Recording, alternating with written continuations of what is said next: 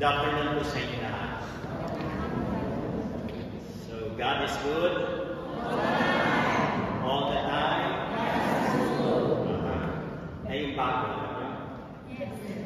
God is good. Sobra. And then all the time, syempre. Okay. So, God is good all the time. So, pero mas bago pa dyan ngayon. Because we should always acknowledge God's goodness in our life, di ba? So that's why we really have to always express this. And our expression of the goodness of the Lord, and when we have to acknowledge it, we have to express it joyfully. Kaya nga sabi nila ngayon, pag sinabing God is good, nagsasabihin mo ngayon ay, yay! Amen! Yan. Because God is good, really good. Kaya nga, pag sinabing God is good, amen! Kasi yan yung uso ngayon sa Pilipinas, di ba? And this, when you say A, you express joyfully your enthusiasm to express the goodness of the Lord in your life. Kaya nga, sabi ko to because the Lord is really good to me, no? Because I'm back again. Diba? Nandito ako din after a year. Almost exactly the same month and the same dates. So, God is good. Amen. Okay. So, my brothers and sisters, today's readings present us with a profound and challenging call to live out our faith through action. And they invite us to reflect on the true essence of following our Lord Jesus Christ. So in our first reading, Isaiah introduces to us a servant who suffers for others, bearing witness to God's righteousness through endurance and obedience. Yun yung nakita natin sa unang pagbasa. The endurance and obedience of this suffering servant. And this passage speaks to the suffering servant who remains resolute despite persecution and hardship. Nandun pa rin yung kanyang katatagan. After all, experiencing all those hardships and persecutions. And the servant, traditionally interpreted as a messianic figure, is an emblem of steadfast faith in God's justice and the model of persecution. That's why, in the face of unjust suffering, this servant maintains a deep trust in God, confident that deliverance will come. So, ganun dapat din ang attitude natin towards the suffering, the challenges that will come to our life. That we should always confident that deliverance will come after all. That's why in our lives, we too are called to endure trials with a similar trust. When we encounter difficulties, we are invited to remember that our suffering is not without purpose. Laging may purpose ang ating suffering. And let us always remember that. But be confident that all will be delivered also, and that will come in time. Just as the servant in Isaiah found strength in God's promise, so too can we draw strength from our faith, knowing that God is with us even in our darkest hours. Yun lang naman dapat ang ating titignan natin at yung pagkakaroon ng yung malalim, very deep na faith para kailanman at kung saan man dumating ang lahat ng mga pagsubok at paghihirap ay talagang makakayanan natin ito. Kaya nga sabi niya, kailan ba matatapos ang mga pagsubok? No? Kailan ba mag-e-end ang lahat ng mga problema sa buhay? I think that will not end. That's the reason why we have our faith, to strengthen us, to lighten us always. Kaya nga, hold on to our faith as what the first reading shown to us. And in the second reading, James challenges us to examine the relationship between faith and works. Kasi hindi lang dapat naman pananampalataya, faith and faith alone.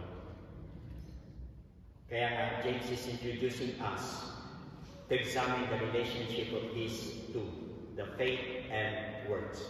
And James emphasizes that faith without corresponding action is dead. Yun ang sabi ni James, ha? Faith without corresponding action is dead. And he uses the example of a person in need in the reading. Whether mere words of compassion suffice without tangible support. But James' message is clear. Our faith must be lived out. And true belief manifests itself through acts of love. No? It should always manifest through acts of love, mercy, and justice. Doon makikita ang isang tao talagang may pananampalataya. Kaya nga, huwag mong sasabihin may pananampalataya ka, but very rude ka sa iyong pamilya, sa iyong asawa, sa iyong kapatid, o sa iyong parents. At huwag mong sasabihin may pananampalataya ka kung ikaw ay isang taong mapanira, mapanghusga sa iba. At huwag mo rin sasabihin meron kang malalim na pananampalataya kung ikaw ay malupit, magagalitin sa pamilya o marabot sa pangangailangan ng iba. At sana makita ang bunga ng isang pananampalataya natin sa pamagitan ng paggawa ng kabutihan. Kasi nga, it will remain dead our faith if we will not accompany it with the good works. This practical aspect of faith is essential. It's not enough to profess belief. Our actions must reflect the love of Christ. Magbunga lagi ang ating pananampalataya ng kabutihan. Ito ang paraan ay binibigay sa atin ng Diyos para tayo ay maging banal, para tayo ay laging maging mabuti. Kaya nga tayo may pananampalataya. Dahil ang gusto ng Diyos sa atin ay manatili tayong banal, manatili tayong mabuti. Dahil nilikha na tayong mabuti, nilikha niya tayong banal. Kaya pinakita ng ating Panginoon Jesus at sinabi niya sa pamagitan ng kanyang mga salita ang kung anong dapat natin gagawin para tayo ay manatiling banal at manatiling mabuti. Kaya nga, faith is dead kapag hindi nakikita sa iyo ang magandang gawain. Walang halaga yung palagi mong pagdarasal, pagsisimba, pag-adoration, at lalong-lalo na kapag lagi ka nagsasabi ng praise the Lord, Hallelujah, Hallelujah, pero andun pa rin ang iyong pagiging mapagmataas, pagiging mang-aapi ng kapwa. Diba? So, makikita sa isang tao ang kanyang malalim na pananampalataya sa pagkakaroon niya ng kabutihan sa kanyang puso, kabutihan sa kanyang buhay. At doon nagkakaroon din ng malalim na kahulugan ang ating pagdarasal, ang ating pagsisimba, ang ating pagrorosaryo.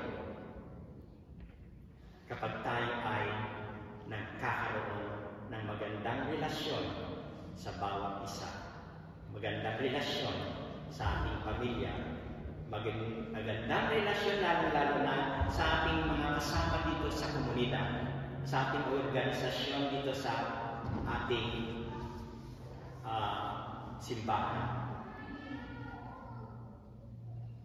That's why this means that our faith should inspire us to act with compassion and justice, to meet the needs of others and to transform the world around us. Faith without action is not merely incomplete, no? But it is dead. Bitin natin, no? Faith without action is not only incomplete, but it is dead. And in our gospel, we encounter Jesus asking his disciples, "Who do you say that I am?" Yun yung unang tanong ni Jesus sa mga alagad, kung sino ba sa mga tao, kung sino ba siya. Kaya nga sinabi nila na ikaw ay si John the Baptist, isa sa mga propeta. Kaya pinalik ni Jesus ang tanong sa kanila, kayo, sino ba ako sa inyo?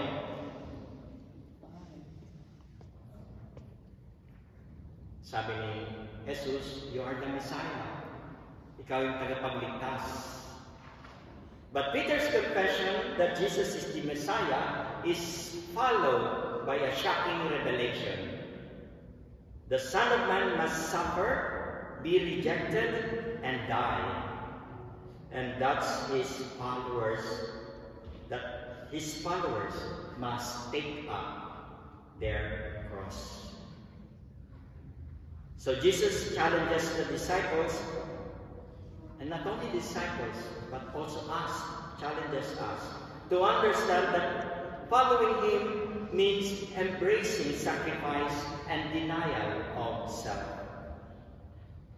And this passage underscores the cost of discipleship. Following Jesus requires more than just acknowledging him as the Messiah. No? It demands a willingness to align ourselves or our lives with his teachings, even when it leads us to hardship. Di ba ang hirap sumunod sa ating Panginoon Jesus, sa kanyang mga utos, sa kanyang mga ginawa? But that is the essence of following our Lord. Not only recognizing him as the Messiah o ating tagapagligtas.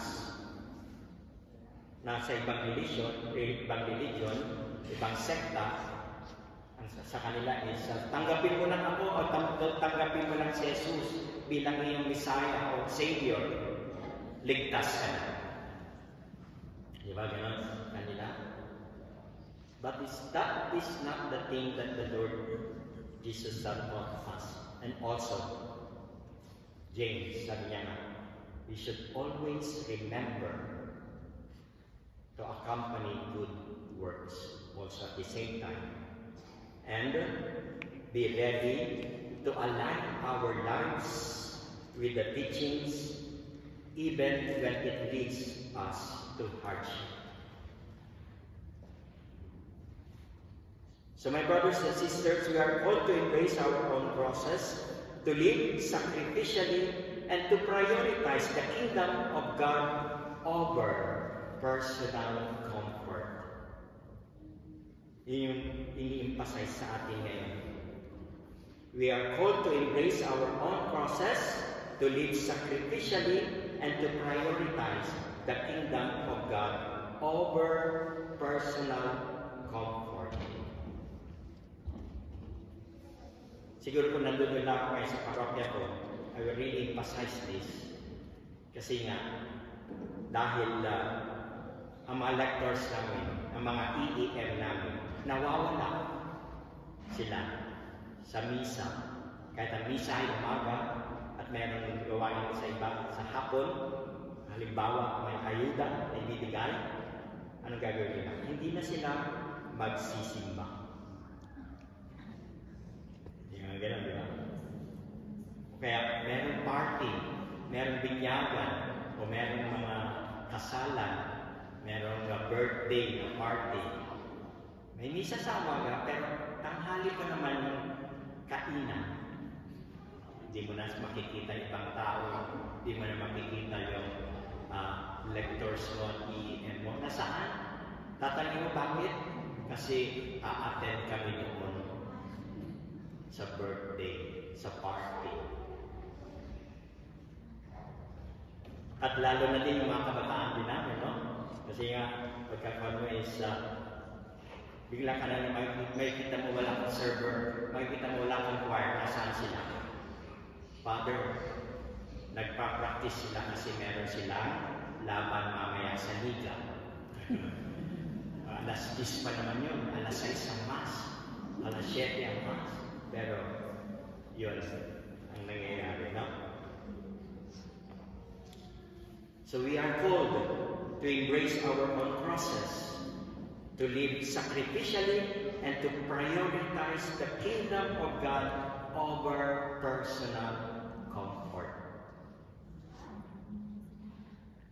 In sum, these readings together emphasize a holistic approach to faith, one that combines belief with action and embraces both the promise and the cost of discipleship. And the cost of discipleship is always give priority to the Lord. And as we reflect on these scriptures, let us commit ourselves to live out our faith with integrity. With integrity. To support those in need with tangible acts of love. And to follow Jesus with the courage to take up our own crosses. So may our lives reflect the deep and entrusting trust of the servant in Isaiah, the active faith James describes, and the sacrificial commitment Jesus calls us to in the Gospel of Mark. In doing so, we not only bear witness to the truths of the Gospel, but also transform our world with the power of Christ's love. Kaya mga kapatid, ang tunay na pananampalataya ay nakikita sa ating mga gawa, sa ating pagkikipagrelasyon, sa ating mga sinasabi. At ang tunay na pagsunod kay Jesus ay nangangahulugan ng pagyakap sa kanyang misyon kahit sa gitna ng mga pagsubok. Bigyan natin siya ng prioridad sa buhay laban sa personal na pagbibigay kabusugan, pagbibigay kaginhawaan sa ating sarili. So sa pangkalahatan, ang pagsunod sa Diyos ay hindi laging madali. Ang mga pagsubok at sakripisyo ay bahagi ng landas, ngunit sa pamagitan ng pananampalataya na ipinapakita sa pamagitan ng ating mga gawa, tayo ay magiging tunay na saksi ng ating pananampalataya. Kaya mga kapatid, naway magbigay ito sa atin ng inspirasyon at lakas upang magpatuloy sa ating landas ng ating pananampalataya at ng ating pag-ibig sa Diyos. In the name of the Father, and of the Son, and of the Holy Spirit. Amen.